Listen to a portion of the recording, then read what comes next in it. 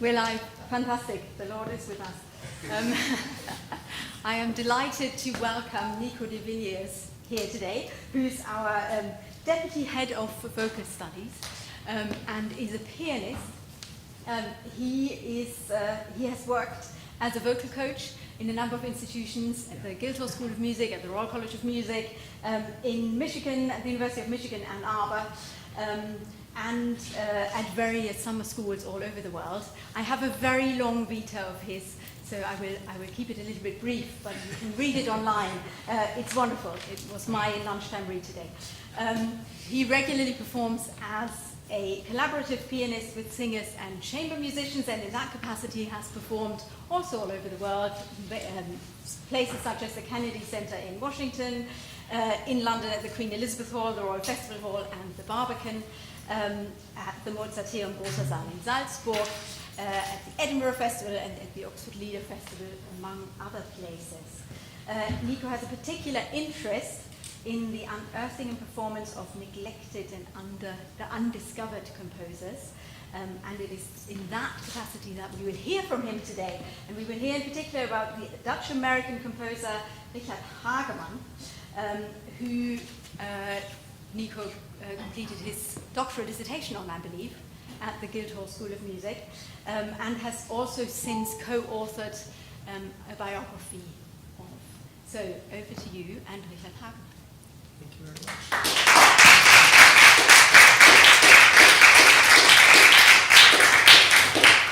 Thank you very much, Wiebke.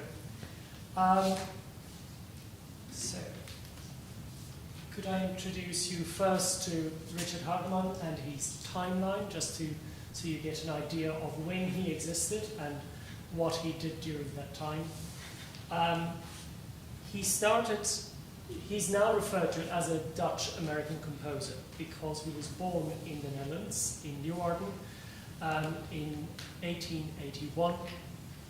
And he spent only the long period of 2 years there before his family moved to Amsterdam, and his education then continued both in Amsterdam and in Brussels. After he, in his late teens and early 20s, ended up as a conductor for the opera in Amsterdam, he then moved to Paris, where he worked with Mathilde Marchesi, a famous singer and voice teacher, for instance, the teacher of Nelly Melba. And in Paris, he met Yvette Gilbert, the woman who would change the course of his life. Hageman and his first wife, Rosina, were supposed to have been going to Prague because Rosina had been signed to sing leading roles at the Prague Opera. But Hageman decided that he'd rather go to the States with Yvette Gilbert, who then did a cross-country tour twice with Hageman accompanying. Over the following 2 years, he would end up going back and forwards between Europe and America until he secured a position at the Metropolitan Opera as a coach and repetiteur in 1908. So the end of Gustav Mahler's time at the Met overlapped with Hageman's time beginning there. Hageman was at the Met until 1921, at which point he then went freelance. He would conduct various symphony orchestras across the country, across the US, and he also was one of the earliest coaches and choir masters at the Curtis Institute. From 1925, the Curtis Institute was founded in 1924. Then, in 1927, he went to see a play called Kaponsaki. And he was so enthralled by this play that he decided to quote, he thought that he was supposed to, the only thing that actors were supposed to have done was to sing their parts. because the play was so dramatic. So he interrupted his work as a freelance musician and song composer to then completely focus on his work in composing Kaponsaki, which was from 1927 until it was finished in 31. Then, after 31, it was premiered in Freiburg in 32, and at the same time also showed at Münster. But that was the first time that an American opera was ever performed in the German-speaking world, one. Two, that it was showed in two different opera houses at the same time. So America thought this was a great coup for their history in operatic composition. So much so that at the premiere of the opera in 32 at Freiburg, the prologue and the first act was broadcast wired from Germany via London to New York, which at the time was a technological feat. After the Kaponsaki years, 1935, he moves back from Europe to America because the situation in Europe had become volatile, and he has seen over the preceding 3 to 4 years what happened to colleagues of his. Now, just to clarify, Hageman was not Jewish, so was never persecuted. But he, at some point, he started what one can consider a rumor, but there might be some more depth behind it, that his opera was actually cancelled because by the Nazis. The only connection that one can get of, rather than just being cancelled and performances stopped, that it was completely banned, we can't substantiate today. But there was a big gap between 32 and 35 when it was first performed in Austria. When he returned to the US, he returned briefly to the Met in 1936, which then in 37 premiered his opera. There were 2 performances, but the world has changed since 10 years prior when Hageman left America for the first time, since he's moved from Paris. The world had changed in such a way that avant-garde was absolutely at the core of performance and also composition. So he had become quite old-fashioned at that time. But then, according to records that we have from his doctors, his heart was about to give up because he was working too hard. And the doctor said, "You need to take a break." So, in Hageman's words, he started driving west and he ended up in Hollywood, as it goes. So, in 38, he started a career in Hollywood as a composer as well as an actor. And that career would finish in 1954, where he would then retire, and he would live in Beverly Hills until 1966. My focus generally is on Hageman's life and his works as a whole, but the one compositional activity that permeates throughout his whole career from 1917 onwards is song composition. As a result, I've been able to identify these 4 periods, if you will, of song composition. The gap between the early songs and the post-opera songs is obviously filled by him composing Kaponsaki, his only opera.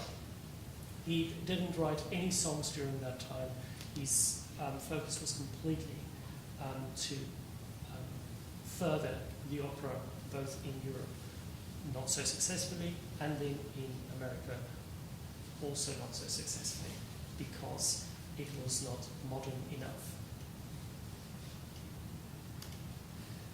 So I would like to introduce you to what is Hageman's most well-known song, Do Not Go My Love, which is a setting of a text by Rabindranath Tagore. This is most probably Hageman's most famous song, and it has been recorded most often. It was first recorded in 1924, and I'm proud to say most recently it was recorded in 2022 by myself. So before I talk more about Do Not Go My Love, let's listen to that song as a whole.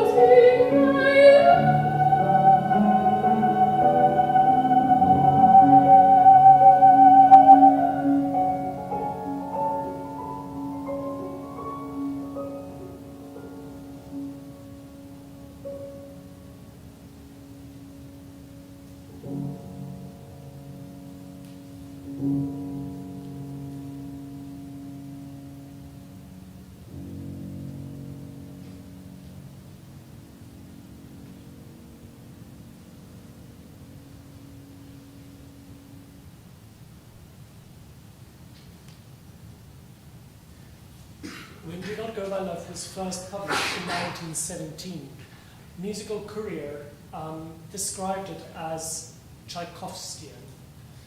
And that suggestion has brought me on a line of thinking that is currently, the more I write, the more I realize is permeating throughout Hageman's work. I'm currently working on a companion to Hageman's songs, specifically written for singers and pianists who want to perform his songs.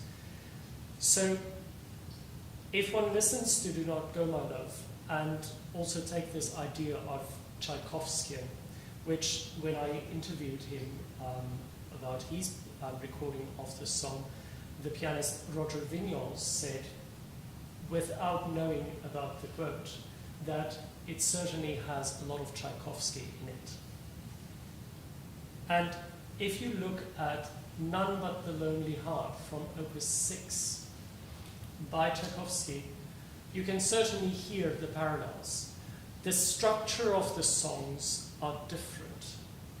In the Tchaikovsky, you will hear this rising towards the end, this dramatic rising octaves in the piano whilst the voice is singing over that, and it really leads to the high point of the song.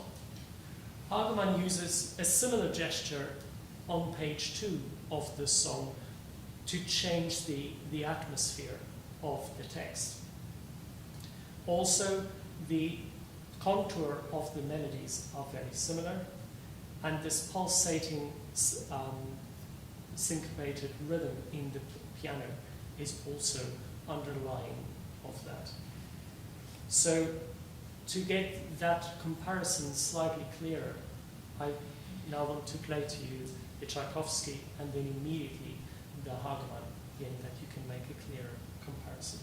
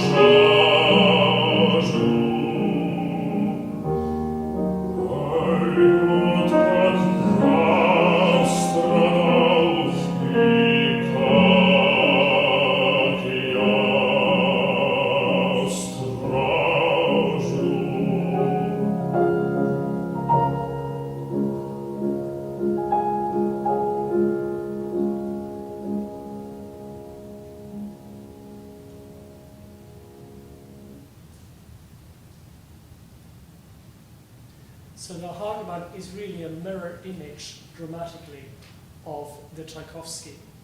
And this decision of, because we don't, sorry, I'm going to interrupt myself by saying we don't have access to Hageman's estate. that has been lost, so we only have the printed scores. There are no letters or manuscripts that one can look at. Believe me, I've been looking for 12 years. And so what I have found is that these parallels with other composers are never done capriciously. It's not that Hageman just wanted to copy and paste. Both poems is about lost love. And the poem Do Not Go My Love is from a bigger narrative where the Bengali queen is actually asking, it's from the collection called The Gardener. The Bengali queen is asking her lover, the gardener, not to leave. And hence that strange line, perhaps, of, if I could but entangle your feet to my heart. That is actually, culturally, an indication of a blessing. By touching, that's respect, touching somebody that's of higher status, touch their feet, and they put their hand on your head to bless you. But the roles are reversed here. So Hageman does that by reversing the drama of the Tchaikovsky in his own Do Not Go My Love.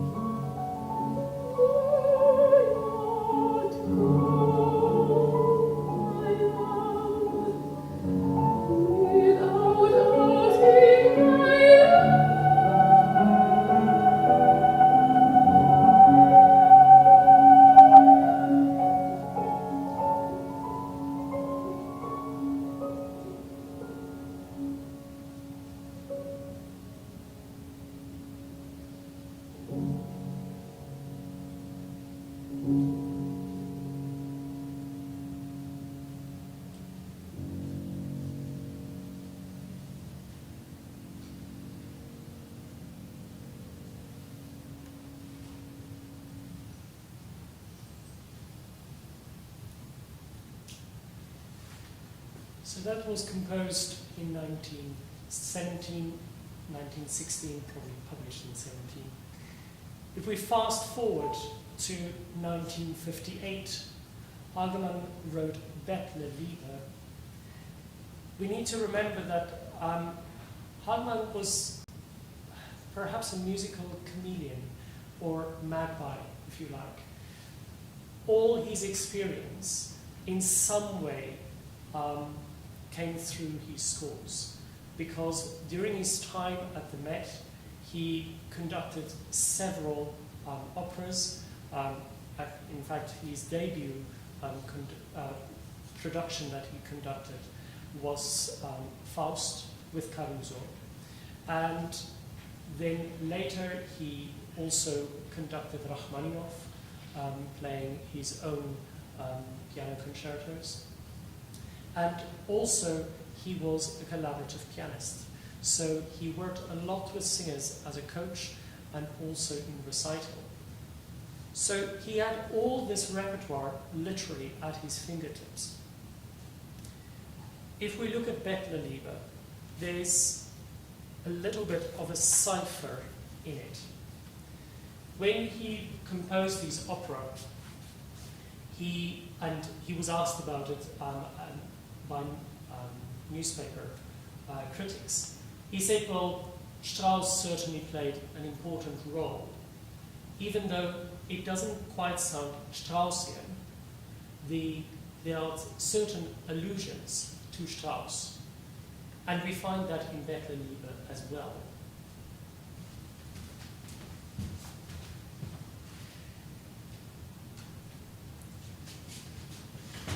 The song Bettle Liebe is the structure.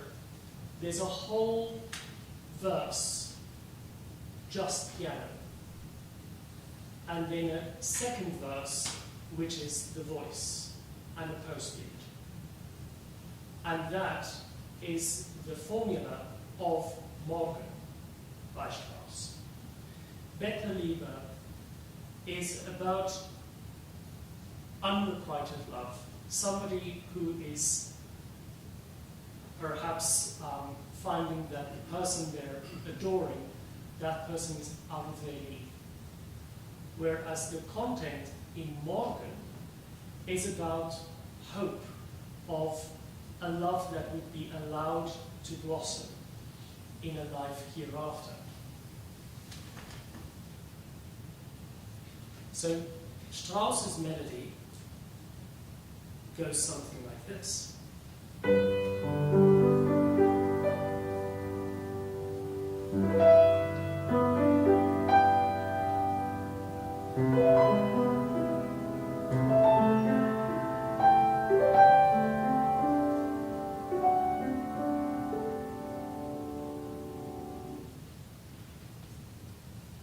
And you will hear that in Bettle Liebe, if you take the first two bars of what I view as the first verse with our singer,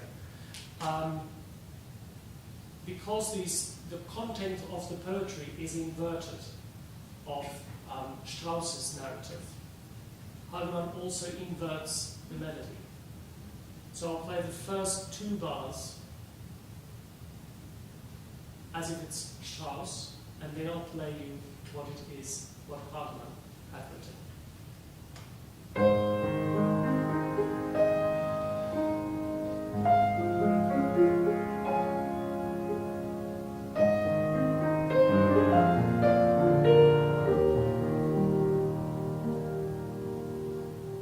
I'm only going to invert the right hand.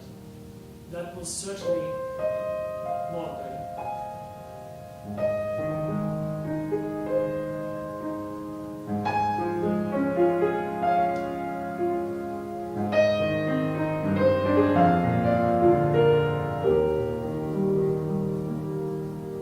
So the fact that Hageman does not directly quote Strauss is actually more poignant, because there's only two instances where in his whole oeuvre where he directly quoted a composer. From one film score to another, he quoted himself. He was running out of time.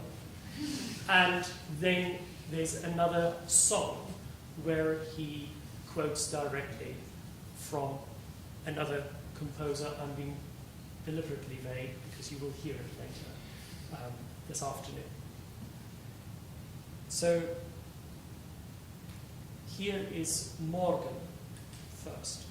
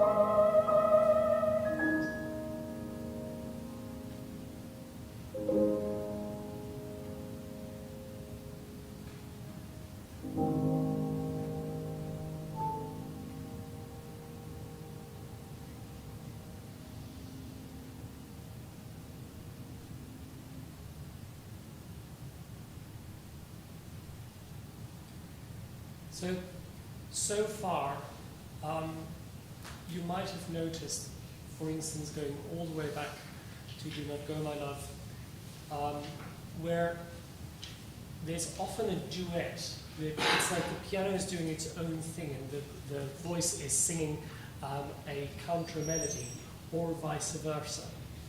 And this is something that would stand Hageman in good stead when he would end up writing for film.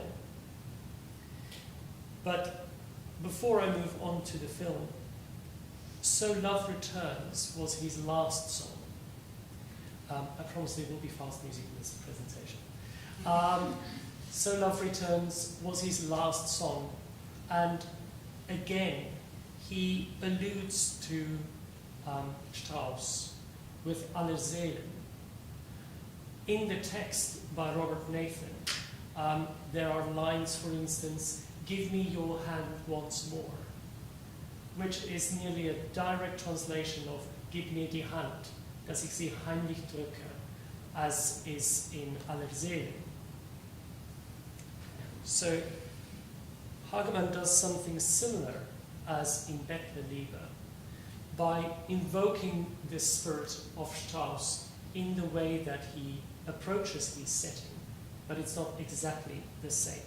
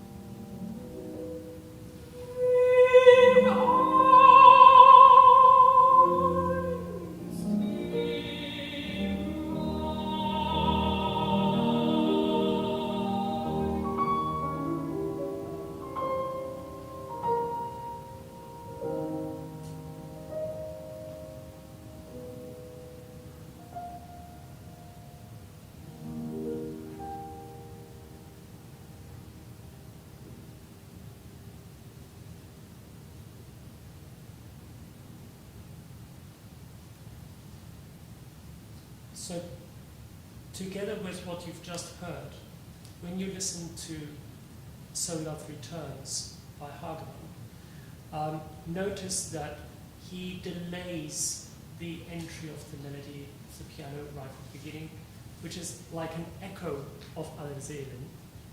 And also, there's a lot of use of these parallel thirds that are also reminders of Strauss's four last songs. Now, this was 1960 when Hageman wrote his song.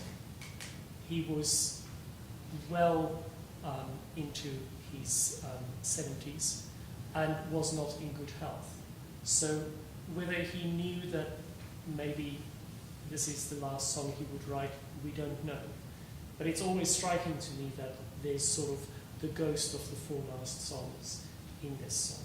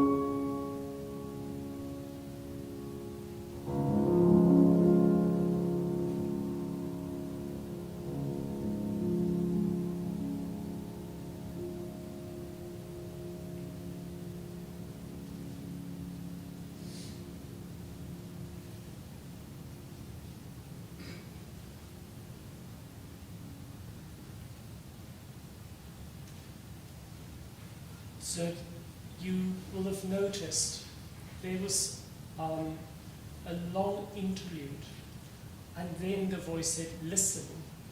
There's the thrush we heard in the summer. And this is a specific cinematic use of music to imply something before it's mentioned, either by a character or by something that you see on the screen.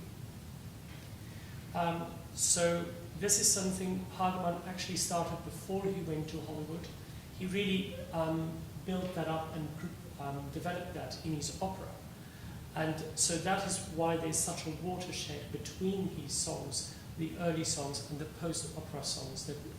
There's certainly a maturity that's more in the post-opera songs and thereafter. So, and this idea of referencing things before it's mentioned or shown, but also layering different parts at the same time, is what really gave Hageman a foot in the door in Hollywood. The film Stagecoach, which is a Western by John Ford from 1939, in film studies, is really viewed as one of the classics. And there's a specific cue of music that's always referred to by all the scholars that speak about this film. Background on the production of the film: there were 6 composers.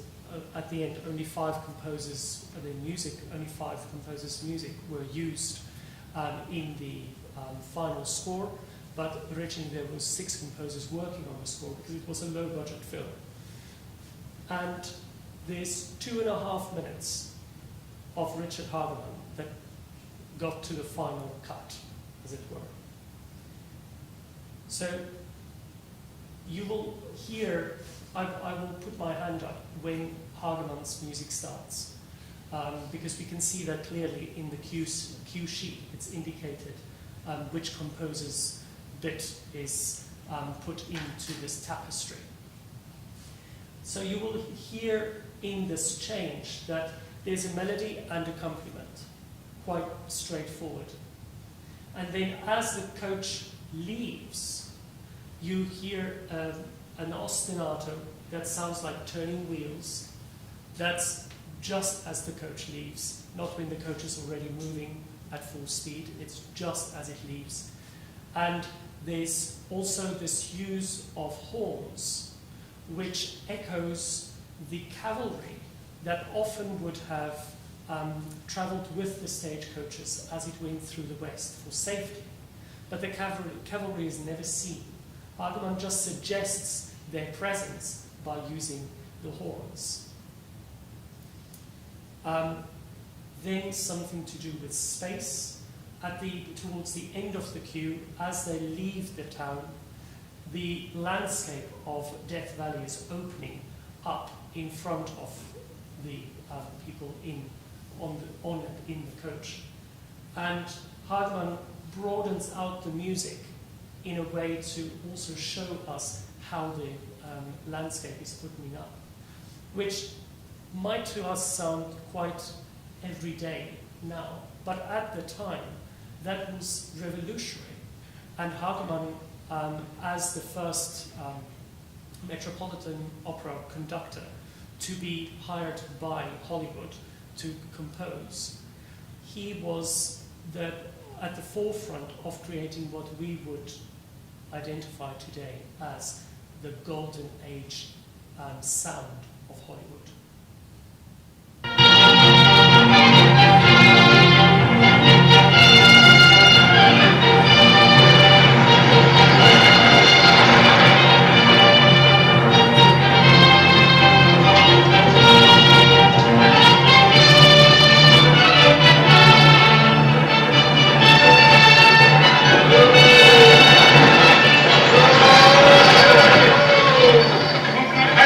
Go ahead, Mr. Gangwood, go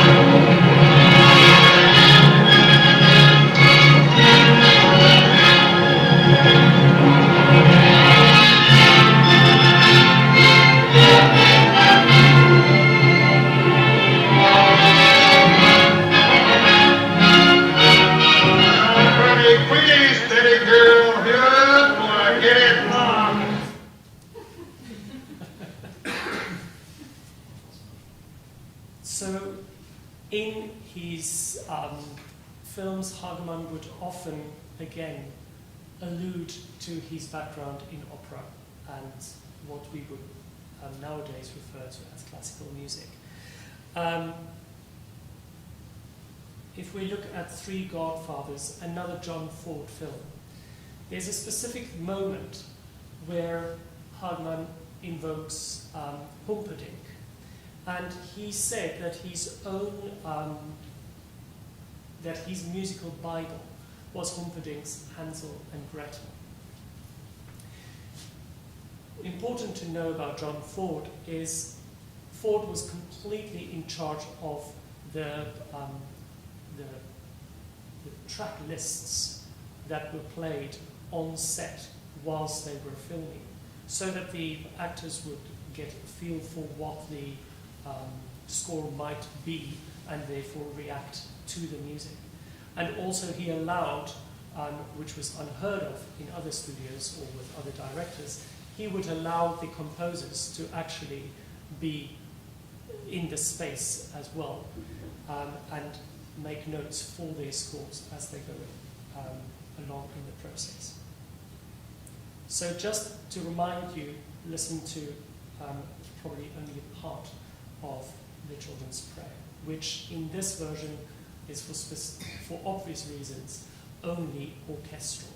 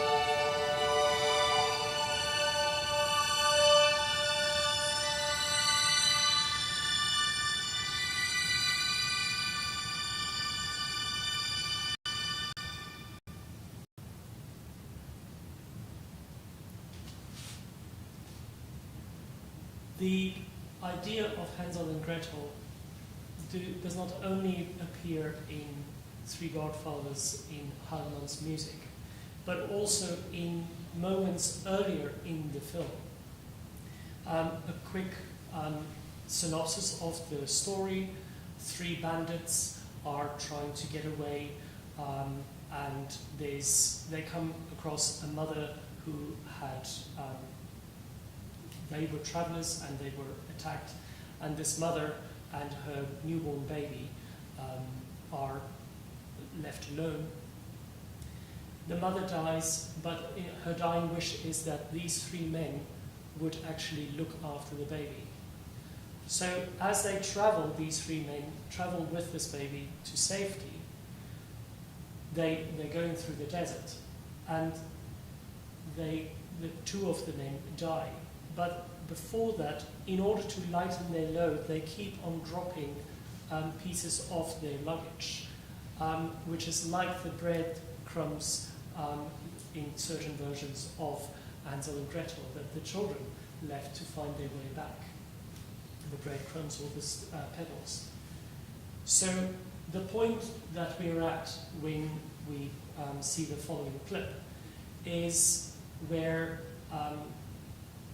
the character is carrying the baby and realizes that he's the only one that can actually save this baby. And he had to let go of his horses, but miraculously, on Christmas Eve, there's a donkey and a colt. Also in this cue, I need to remember whether I cut it or not. So if I haven't cut it, I beg your pardon. If I haven't cut it, you will also see Hageman on screen playing the piano. If it's not, send me your email address and I'll send you the whole thing.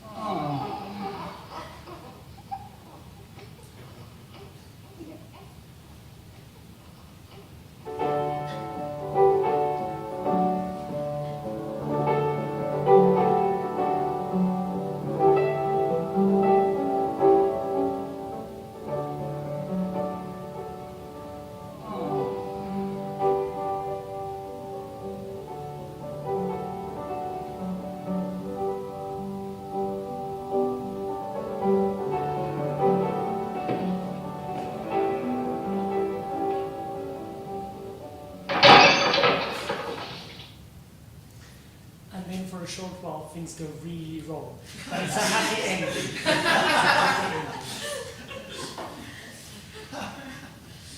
Now, Hageman never wrote a score for any cartoons, but I wish he had.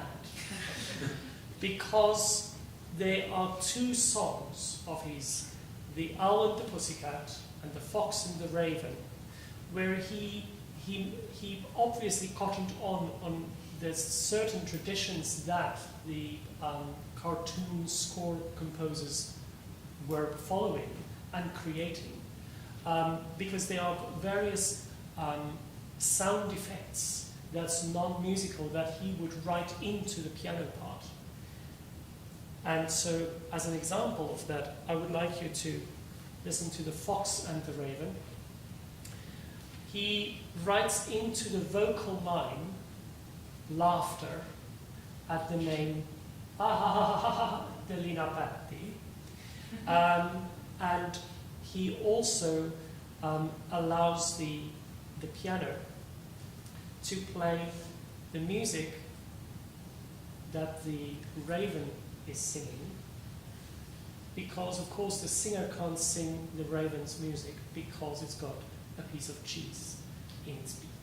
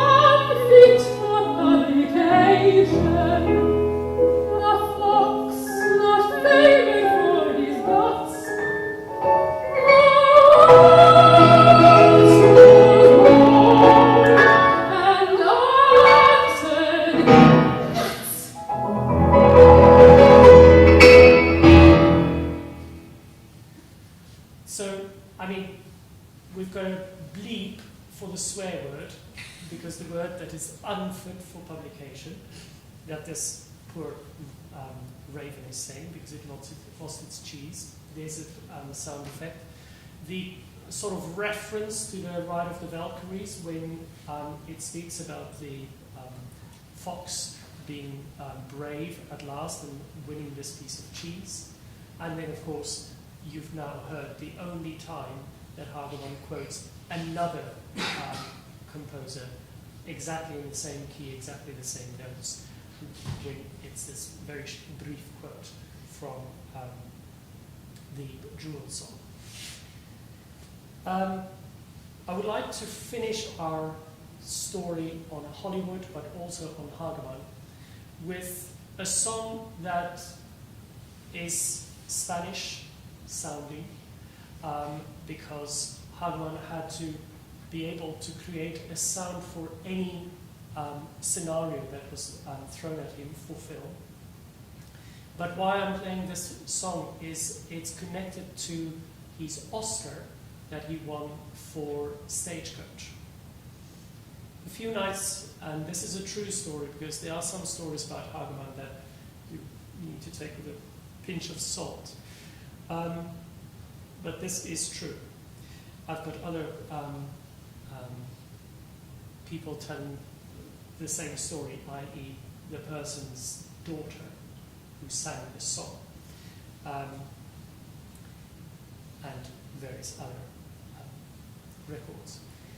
But in this moment, 3 or 4 days before the Oscars, they called Hageman up and said, "You want to be at the Oscars?" Wink. Said, "No, I'm otherwise engaged." "No, you want to be at the Oscars?" Wink, wink, nudge, nudge. He said, "No, I'm sorry. One of my students, Arthur Renton, is a young tenor, and he's about to give his first professional debut recital. And I promised him that I will play for that recital. So I'm sorry, I cannot be at the Oscars." And I've looked through the footage of the Oscars of that year, in 1940. Hageman wasn't there. And the prize was only announced. It was not, the other composers didn't even turn up as a result. So this is Miranda that was dedicated to Arthur Renton. And it didn't cost Hageman an Oscar, but he didn't get to go to the Oscars.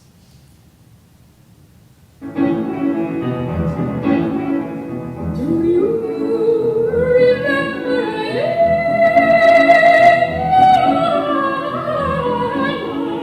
Do you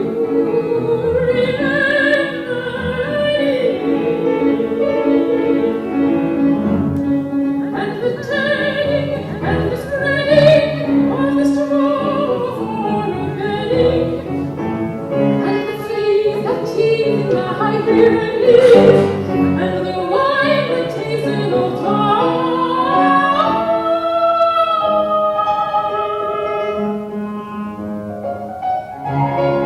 and the cheers of the young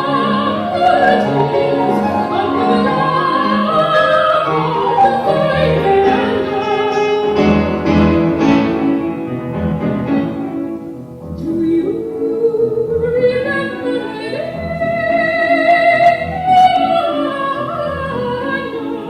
Do you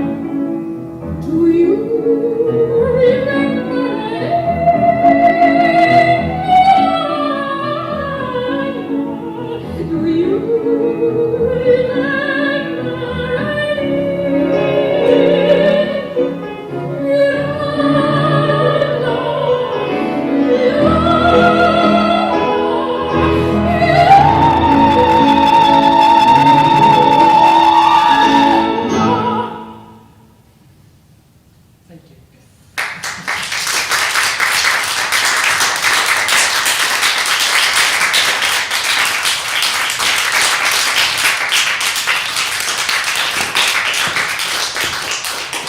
Thank you very much. That was fantastic and wonderful to hear all that music. I loved hearing the songs. It didn't matter that they were all slow. Yeah. They were beautiful. Any questions? Jane? Thank you so much, Nico. It's wonderful to be introduced to a composer whose music I haven't heard. And your I mean, some of it is incredibly derivative, but no less beautiful. And, you know, you found us wonderful recordings. Just to be reminded of Margaret Price's Strauss or Korostovsky's Tchaikovsky was just such bliss. How many songs in all did Hageman write? Right. I have an answer with a footnote. The short answer is 69. Wow. The longer answer, the footnote answer, is 68 and an aria. Because one of the pieces that's published as a song actually fits in perfectly as an aria into his opera Kaponsaki, which he had to write in 1936 for Lawrence Tibbett, because Lawrence Tibbett demanded to have an aria for himself, or he wouldn't sing the Met performance of it. Right. Yeah. And are the songs available? Is that what you have been working on? I mean, I know the recordings. Yes. But what about the scores? So I'm on track of a program of recording all the songs, and each album will have an anthology of those albums' music. So I'm currently editing this album, Voices, that album's scores. So we're going to hear a lot more of Hageman. Yes. Yes. Fantastic. Thank you very much. Thank you. Thank you, Jane. Anna, and then Anna. Thank you, Nico. A couple of questions going back to the seminar earlier, if you don't mind. Yes. So you talked a lot about Kaponsaki, and I had two questions. The first is, how did the full score end up in the British Library? Mm-hmm. And the second is, was it ever performed after those American performances? And why do you think it's gone into oblivion, which I think it probably has? Yes. Well, if I have my way. Up till now. Exactly, up till now. So I'll answer the second question first. No, it was not performed after the two performances at the Met in 1937. The critics were really saying that it was derivative and it was not new enough. I mean, there was one critic that said it was old-fashioned, but unfortunately not old-fashioned enough. So that's one reason why it sort of disappeared. To be honest with you, I don't know how it ended up in the British Library. I think because when I got in touch with the publisher themselves in Germany, strangely it was originally published there, with German and the English underneath, and then thereafter performed in English at the Met. They didn't even know that the opera existed. So I just told them, well, these are the details, look at it at the British Library. And so they've updated their records, and then when I found the vocal score at the State Library in Berlin, I got back to the publishers and asked, well, do you have a vocal score? Oh no, there are no vocal scores in existence. No, there is. So there's a lot of to and fro at the moment. Ideally, I mean, I think why it's not been done since, it's very long and it's of its time. So I think it would probably, it would take a lot to stand up against as an English opera compared to any English American composers right now. But I think there are some wonderful excerpts, like the ballet music, the overture, and especially the Pompilia, the Heroine's two arias, that would be actually very interesting and useful for lyric sopranos. Thank you. Thank you. Alan, you have. Thanks so much, Nico. This is great, and the CD sounds really fantastic. So, Thank you. bye-bye. Thank you. So I just wondered, can you tell us a bit about how the CD came about, the relationship with the label? Have they signed up for this complete Hageman? And are you going to work with Siobhan again? How did that come about? And are there going to be other singers involved? What's the plan? Right.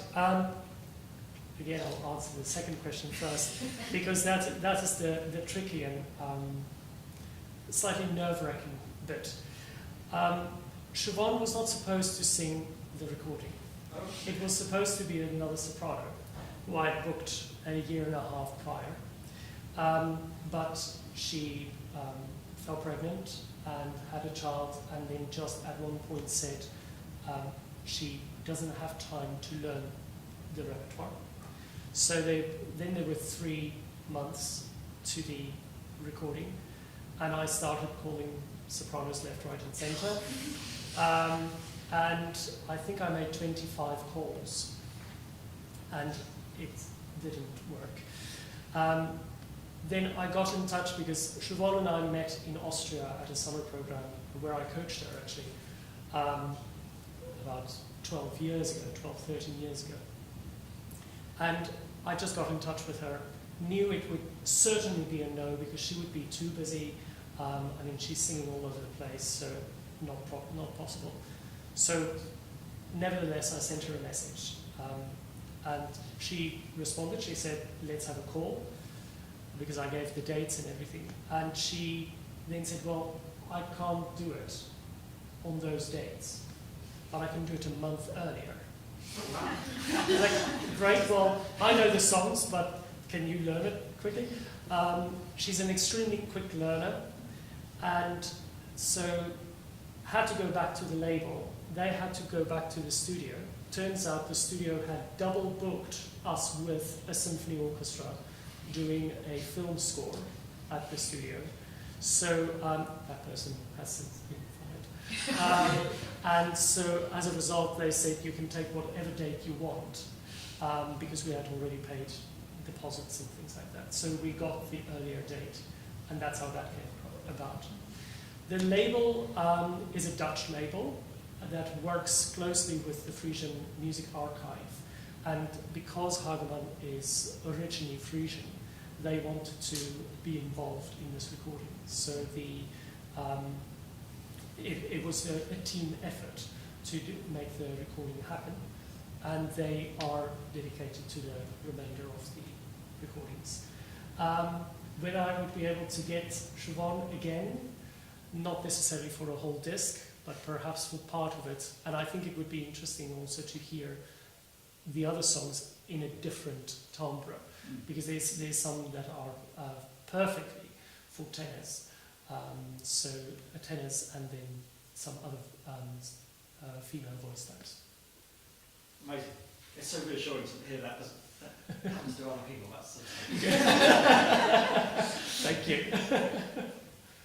Did you say, Nico, that some of the estate papers were missing, so there weren't letters and things to which you could refer? Yes. But is the music therefore, the songs therefore, are they in entirety in one collection, or do you have to find them all over the place? It took 18 months to collect all the songs, and also going according to, because they were all, except for 2 songs in 1921, the remainder were all published separately. Oh, they are published?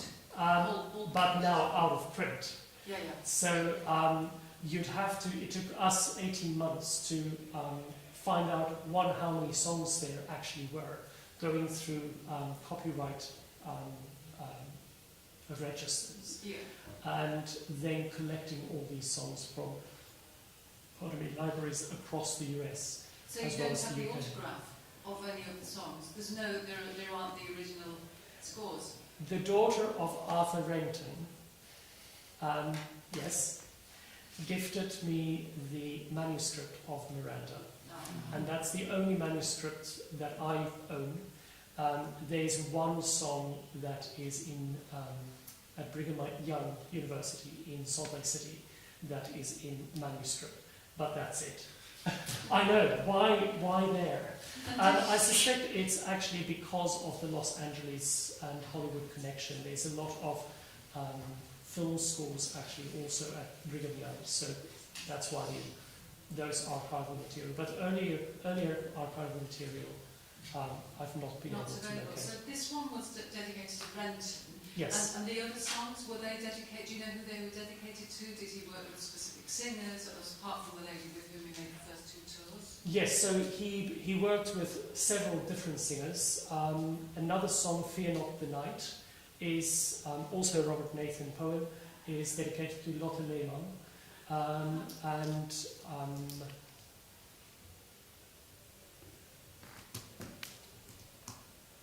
No, those are the names are coming past, and it's not the right names. That's the most famous person, but I mean Gladys Swarthout, who was both a mezzo-soprano, a concert mezzo-soprano, but also sang a lot in films. So to film people, she's Swarthout, they call her. She's more well known in film circles. But so he either wrote songs for friends or for singers that he worked with. Yeah. It would be lovely to know what context they were performed in. Well, both in at homes, which is a particular sort of home recital scenario that was big in the 1930s and 40s, and also late 20s. But also in recitals. So at the Well, which is another Tagore setting, Do Not Go My Love, and Christ Went Up, John McCormack is another one, Christ Went Up Into the Hills.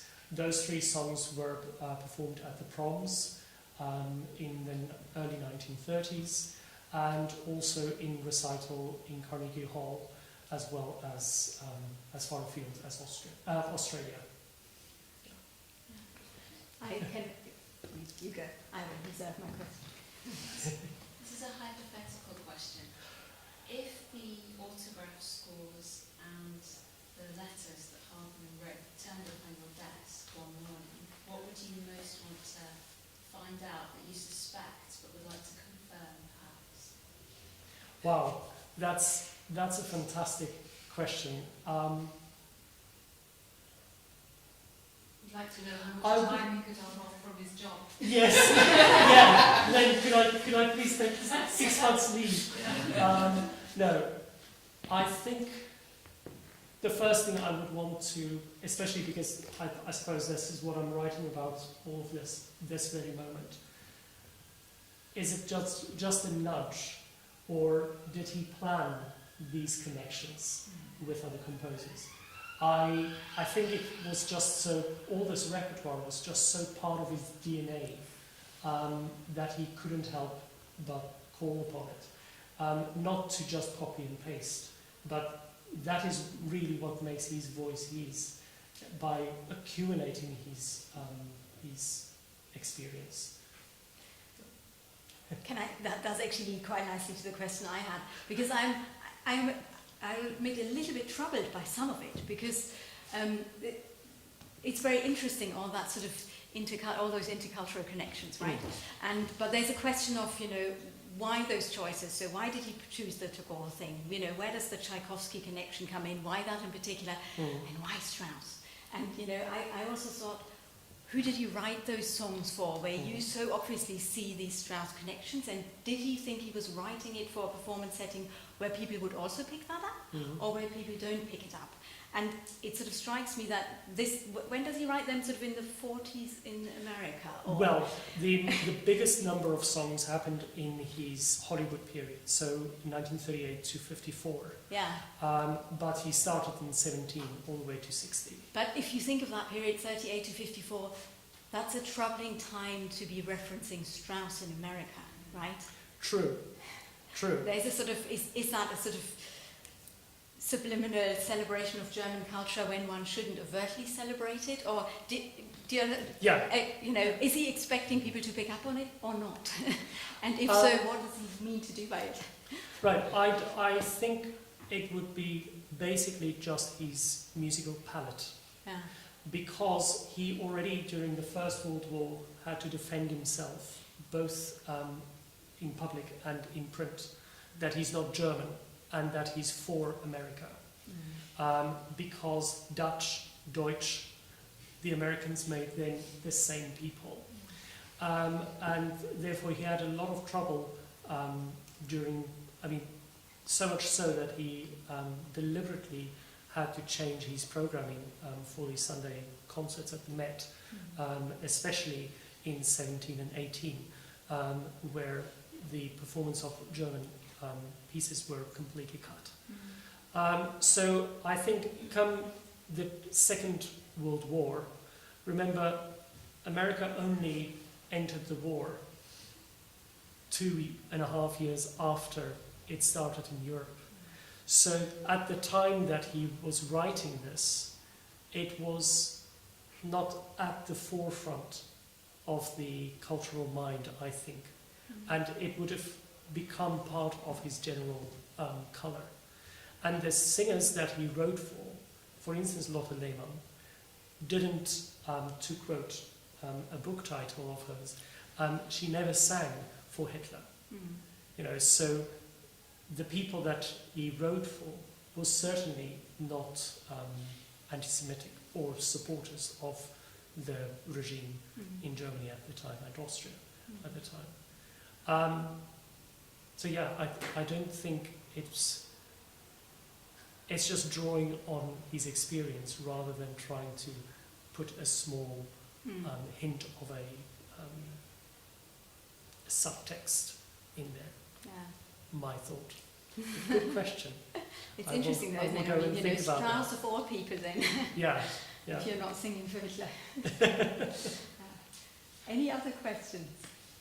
Do you have any songs for other instruments, or was it most of the songs written just for piano? He wrote 2 cello music works, one for cello and piano, that's actually his last work, in 1961, for Piatigorsky, who he met in the 20s. And this was Piatigorsky telling the story, so we can believe it. His pianist was not there, and Hageman was in Berlin at the time, was called up, arrived, and they played a whole recital and 2 recitals thereafter, and stayed lifelong friends because Piatigorsky ended up in Los Angeles. And so he wrote this piece for Piatigorsky, and then there's a piece for violin and piano as well, also in the late 50s, which is October Musings, so again to do with autumn and lateness. Why did you choose Hageman? I came across him the first time in 2006 when I was studying in the States, and a singer brought me Do Not Go My Love. And I didn't know the song, didn't know the poem, and I was sight reading through it, and she was singing it, and I was just so taken by the music and the text that I thought surely this person must have written other songs, expecting that this was a late song, because it shows so much maturity already. And then to actually learn that it's one of his first 2 songs that were published. Now, because we don't have his estate, we don't know how much he's composed before that. But as somebody relatively new to song composition, that song is so mature. And then once I started digging, the bug You bit. went down the rabbit hole. Yeah. And I'm stuck. I create new rabbit holes all the time. Yeah. Any other questions? Or Larry, did we have anyone online with a question? No questions today online, I'm afraid. Lots of people have been on and listening and enjoying. Good, that's good to hear. Yeah. Wonderful. Do you have any colleagues in this field, or is it sort of you leading the front of this research? That's a very embarrassing question, but yes, I'm leading it. Thank you. Great.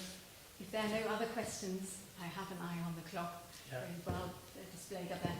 Thank you very much, everyone, for coming. Thank you so much for introducing us to Hageman. I haven't heard a lot of Hageman before. I happened to have, watched that movie. Yeah. But wonderful to hear your work on this, and fantastic. We're looking forward to the album. Thank you very much. Thank you very much.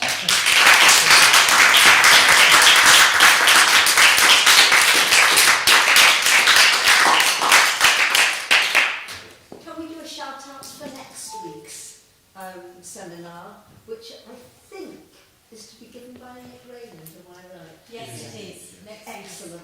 Well, that will be equally stimulating, interesting and entertaining. And with any luck, he also will show us videos, even if they're not from 19...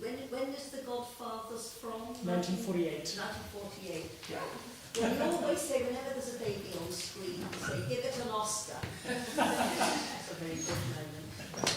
It's a very young baby as well. And I was worried about the shaken baby syndrome.